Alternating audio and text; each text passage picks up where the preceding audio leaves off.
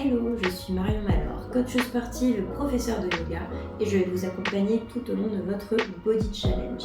Chaque semaine, vous aurez une petite vidéo pour résumer les mouvements que vous allez exécuter et on commence cette première semaine ensemble maintenant. Pour le air squat, on va venir placer ses pieds juste à l'extérieur des hanches, le dos bien droit, les abdos engagés et on va descendre les fesses à hauteur des genoux. Les genoux vers l'extérieur, les abdos bien engagés, on garde bien son dos droit. On pousse fort dans les talons, dans les orteils et on remonte. Pour les pompes, on va venir placer les mains un tout petit peu plus large que les épaules à hauteur des mains, les genoux pas trop loin, le dos bien long, les abdos engagés et on va descendre la poitrine entre les mains.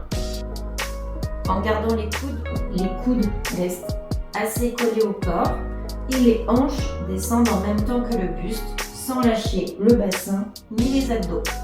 Le gainage statique, on va avoir les mains largeur d'épaule, les épaules bien au-dessus des mains, le dos bien long, abdos engagés et on maintient. On essaye de ne pas laisser le bassin neutre mais de repousser le sol, engager la rétroversion du bassin et les abdos. Les fentes arrière, on va partir avec les pieds largeur des hanches et on va aller chercher à faire un pas en arrière en alternant droite et gauche. Je vais faire un grand pas en arrière de façon à avoir le genou arrière en dessous de la hanche, le talon avant bien dans le sol, les orteils également, et je remonte et j'alterne droite et gauche en pouvant m'aider avec les bras. Le bird dog, je vais venir me mettre en quadrupédie, donc les genoux en dessous des hanches, les épaules au-dessus des mains, et je vais tendre bras et jambes opposés sans bouger le reste du corps, en stabilisant bien, les abdos très contractés. Je repousse le sol, j'engage ma jambe arrière, jambes bien tendues.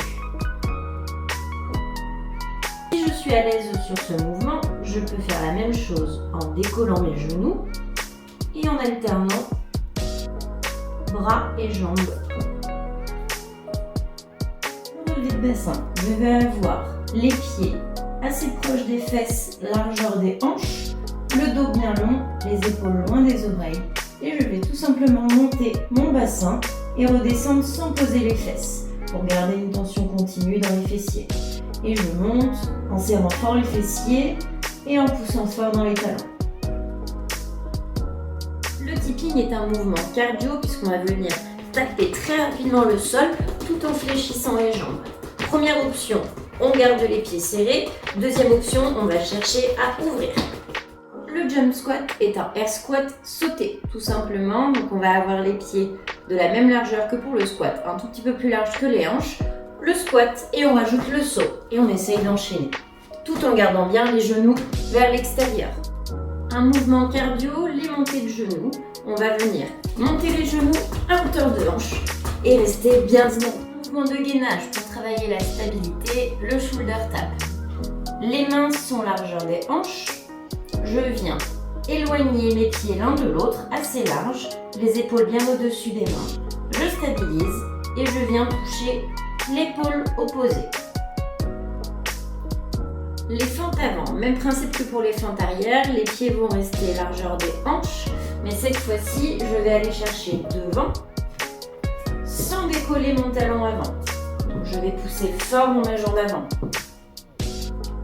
Élévation latérale au sol. On va venir s'allonger sur le côté, la tête posée sur le bras, la jambe du dessous fléchie à 90 degrés, la jambe du dessus tendue.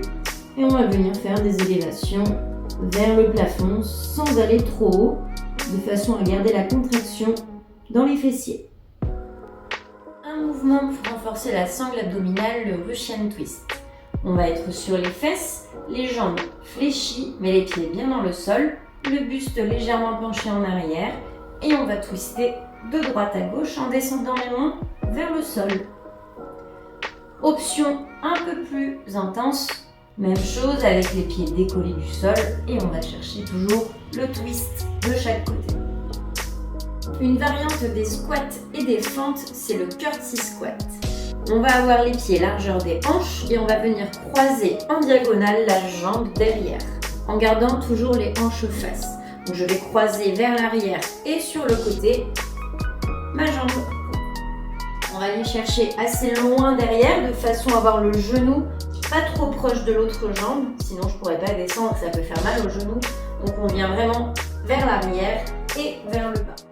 Travail pour le haut du corps, le Renegade Row, avec les mains largeur d'épaule.